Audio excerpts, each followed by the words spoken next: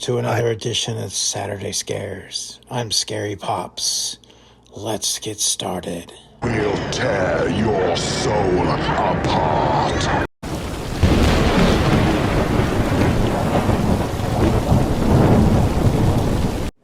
I was walking down the street and I saw a rusty nail in the road, so I picked it up and threw it over into a yard. After I threw the nail, a man came out, what I thought was an empty house, and shouted to me.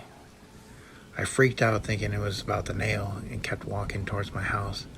The guy didn't sound mad, but I couldn't make out what he was saying. He started following me along the street and gesturing me to come over, but my gut told me to keep on walking. And when I get home and see from my house, the empty house is now surrounded by cops. At this point, I still think it's about the nail. But after a while, it gets worse, and men in full gear show up. I found out later that the house was indeed empty. The men inside were known criminals. I very much could have ended up a hostage.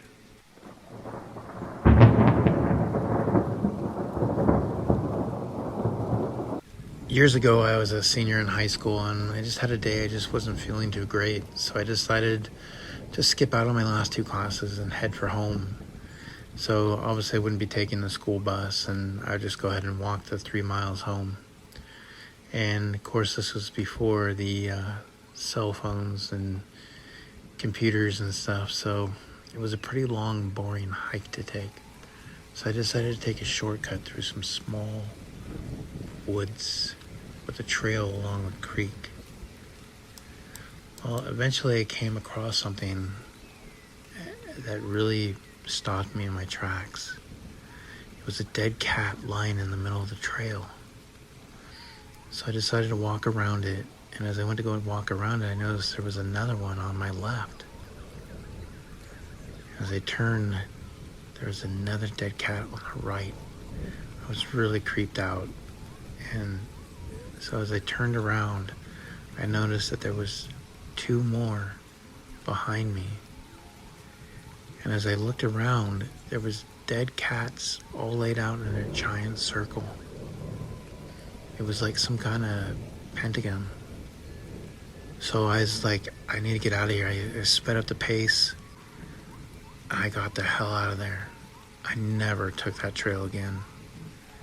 But the thing is I would think back on how weird it was, because there was no visible damage to any of the cats. No blood, cuts. They were just dead.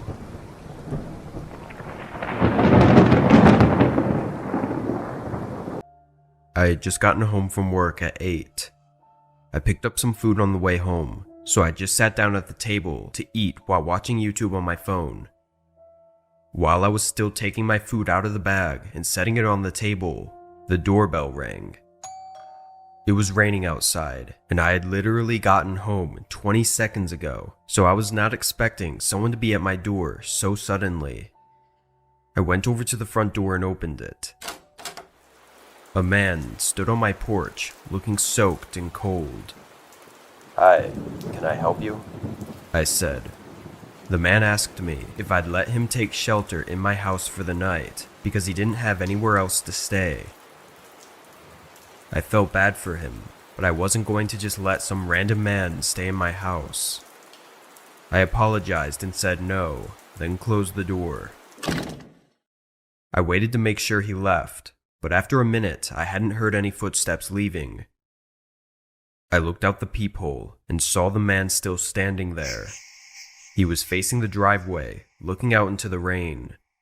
I thought he was maybe taking shelter on my porch for a bit before going back out, which I guess I didn't mind, so long as he left within the next few minutes.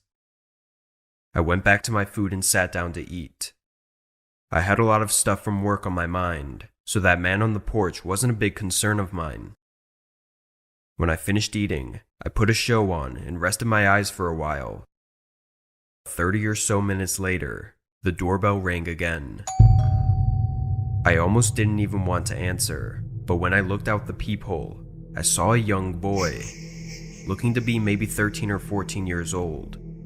I opened the door, and the boy was about to ask me something, but I interrupted him and asked what he was doing out here alone and where his parents were. He paused, like he was thinking of a response, but then he just ignored my questions and said he was looking for shelter because he didn't have anywhere to stay.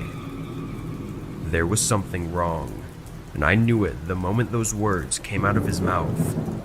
With the boy being so young, though, it was a really strange situation.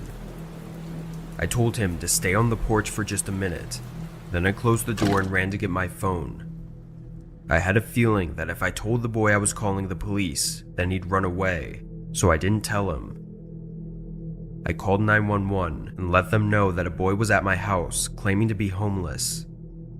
I made the call quick, then ran back to the door. I opened the door quickly, but standing on my porch were 3 grown men, including the one I'd seen earlier that night. I slammed the door shut immediately as one of the men rushed at me and pushed their body against the door. I locked it just before he turned the handle. I was screaming and crying as I backed away from the door. They were pounding on it and trying to force the handle to turn. After 30 seconds, though, it went quiet. I heard footsteps running away, and then it was over. Just the sound of rain hitting the roof. The police came and took a report from me with descriptions of the men and the boy that I saw. They had a similar incident earlier that week of likely the same group using the boy as bait to get the homeowner to let them inside. Then the whole group came in and violently robbed them. One of the men was caught a few days later while robbing a store, but as for the boy and the other 2 men, I don't think they were ever found.